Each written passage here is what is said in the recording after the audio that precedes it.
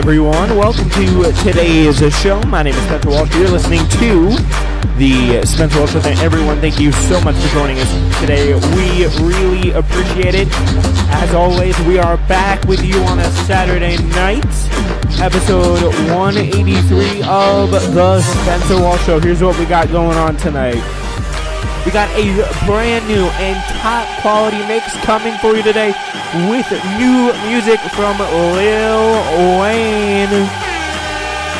That's pretty fun. We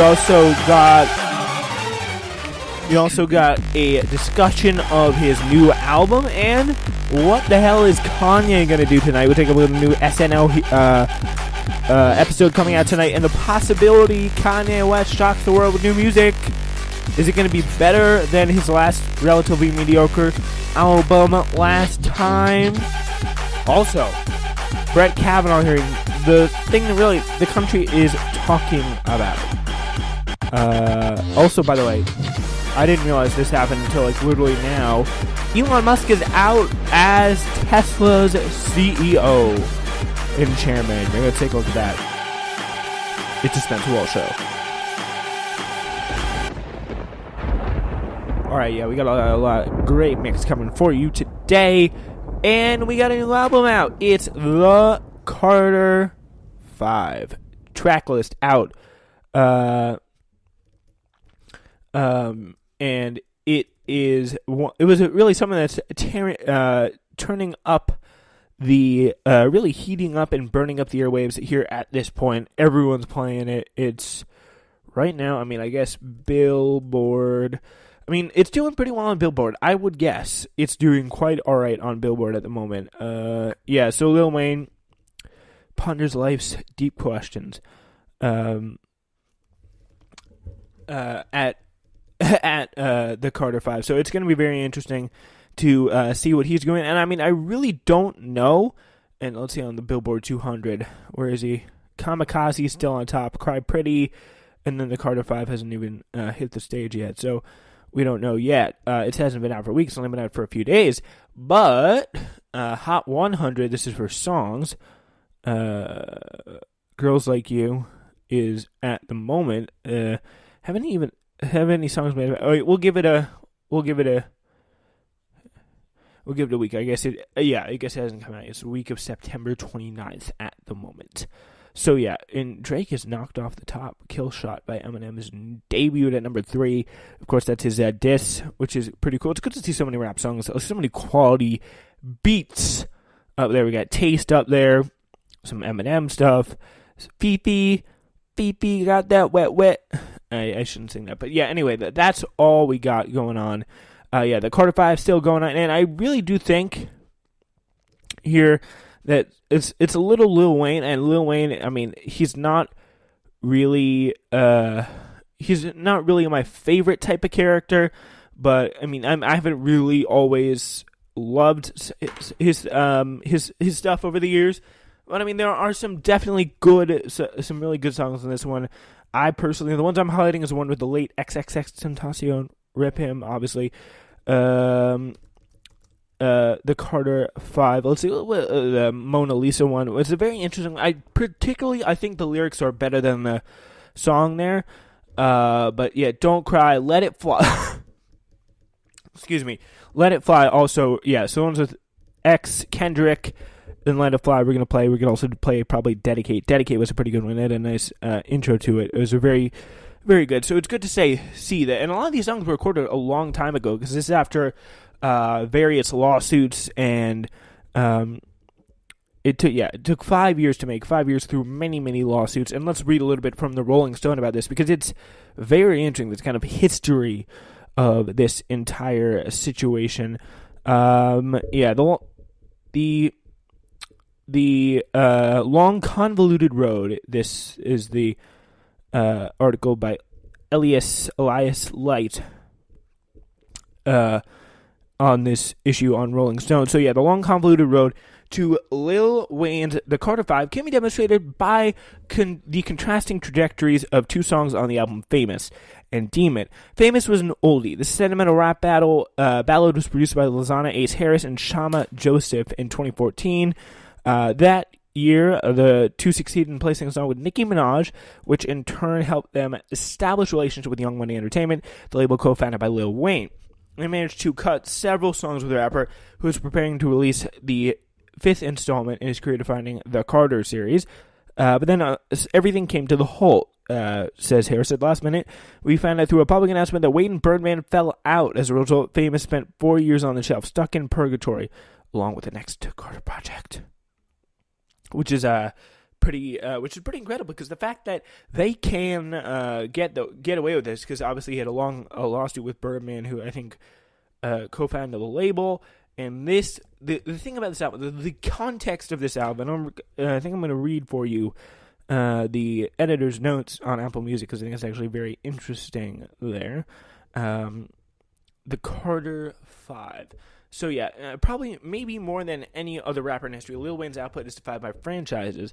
An artist should be so lucky to sustain the longevity that would allow for multiple volume phases, like the likes of Wayne's Dedication and The Drought mixtapes, let alone the series that has made him into a superstar, The Carter, as we now get the 5th release of that. Though Wayne was not without projects in between, some 7 years were allowed to pass between the release of the 4th and 5th installments of the lattermost. Fortunately, though, Wayne has rewarded his fans with patience, with 23 new tracks that speak to a number of his most awarded albums. And I think this is probably speak to a number of his most awarded eras. So pretty much one of the most important things here, it is a double album, and I think, probably one of the very few things that can really... one of the really few people who, especially in these circumstances, can pull off a double album is Lil Wayne, because he's just, he's just that type of guy. And I want to start here. We're going to start off the night right, if you know what I'm trying to say. We're going to play a little bit of... we're going to play a little bit from this album now. This is a song that, as a white person, it's dope N-words. I'm not going to come in and say that like that to start off the show, because that just ain't right. Here it is, Lil Wayne, and one of the greatest here, Snoop Dogg. Not to say that Lil Wayne isn't quite great himself. All right, here it is, ladies and gentlemen, dope N-words.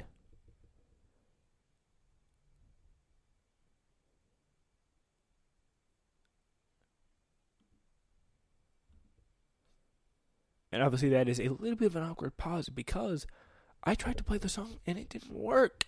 Okay, yeah, so we're going to work with that. It could just start playing at any second right now, because it's still up in the queue. And yeah, that's what happens when you just have a very unreliable Wi-Fi connection there. But anyway, we're going to continue on, because there's a lot of stuff to get into. So, yeah, and first I do want to talk a little bit here about why the Carter was in a deep freeze due to a long-running contractual dispute with Wayne and Brian Birdman Williams, a mentor and co-founder of Cash Money Records, the rapper's longtime label. Wayne sued Birdman, and Birdman countersued. Wayne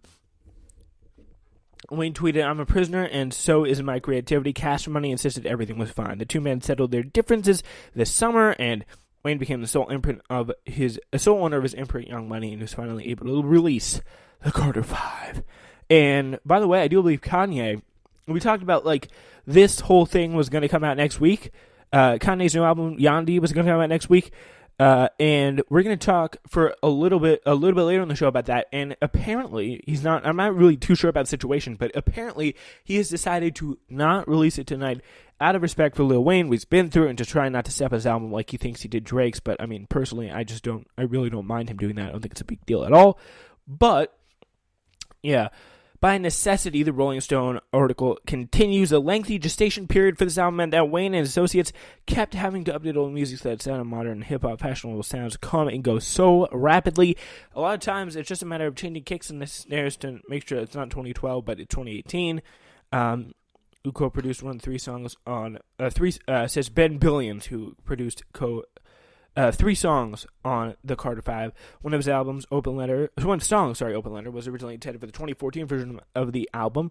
So were Hit Is, Famous, Mona Lisa, and Let's Work It Out. So yeah, these were all and by the 2014 version, I just want to clarify that's what it was supposed to be for.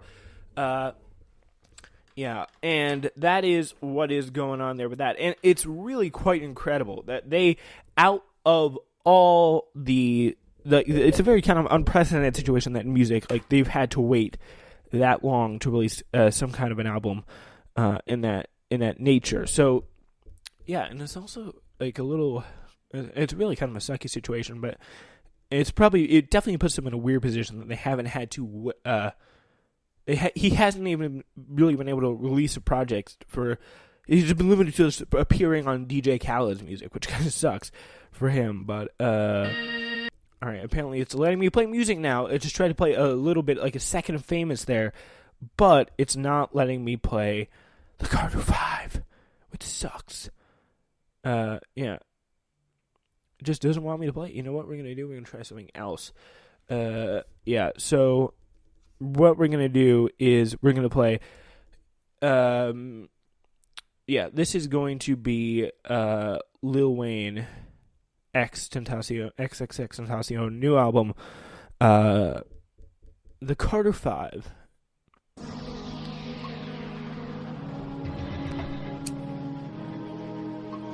Around and round and lost his head, no a fucking king that forgot his crown. I am not number one, it's true. I'm number 92782, colorblind. Even if I may be blue, a lot on my plate ain't my favorite food, but I'm hungry, so hungry. Need my family tree next to a money tree with a bunch of leaves in the Garden of Eden with a bunch of eaves. No fruit punch for me. I sipped from the fountain. Yeah, so that's just there a little bit of a taste. A brief taste of some of what Lil Wayne has to offer in this album. We'll see if we can play more. All right, we're getting into the first half of our mix today a little bit early. So, obviously, thank you so much for joining us here today. We got a lot to get into. Let's just do it. All right, we're going to start off this stuff today. By the way, we should. I'm going to do a little bit of, how about we do a little bit of throwback Kendrick Lamar. Everybody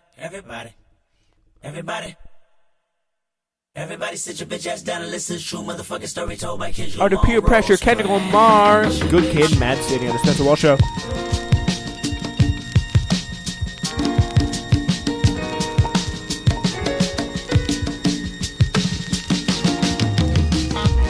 Smoking on the finest dope. Drinking till I can't no more. Really, I'm a sober soul.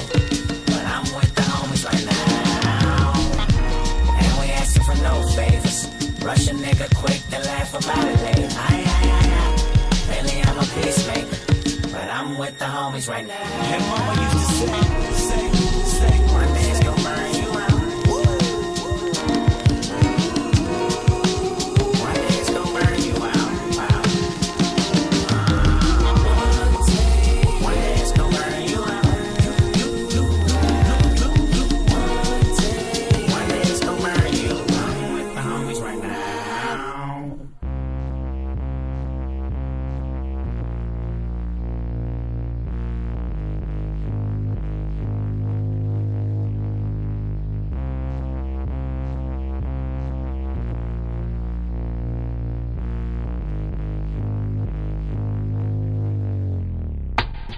Me and my niggas 4 deep in a white Toyota. A quarter tank of gas, 1 pistol and orange soda. Jakey's stash box when the federales a roll up. Basketball shorts with the Gonzalez Park odor.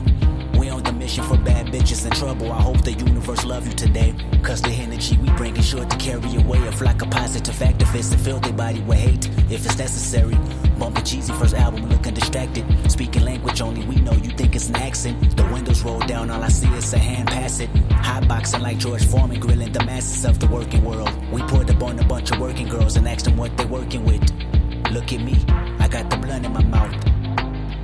Usually I'm drug free, but shit, I'm with the homies. Yeah, nigga, we off a pill and Remy Red. Come through and bust your head, nigga.